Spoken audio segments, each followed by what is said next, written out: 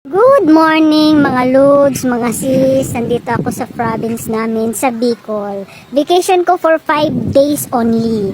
So, ipapakita ko nyo yung kakaibang saging na tanim ng aking tatay.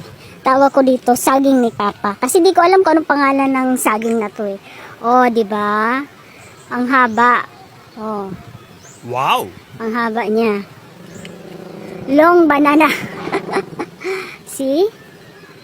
Long banana. Hindi ko alam kung anong pangalan ng bananang to. Ang tanim ng tatay ko laging ganito. Pag nagbubunga ganito kahaba lagi siya.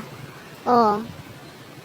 Alam nyo ba guys, itong saging na to is famous kasi every time na dumadaan dito yung mga estudyante sa elementary, sa high school, tatayo dito sa batong to at magpapakuha ng picture, magbibideo.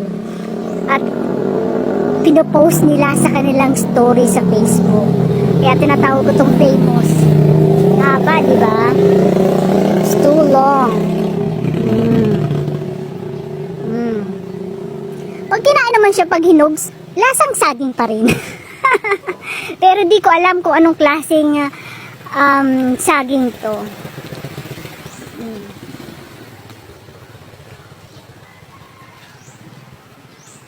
O yan. See? Saging ni Papa. O, di ba? Ang haba.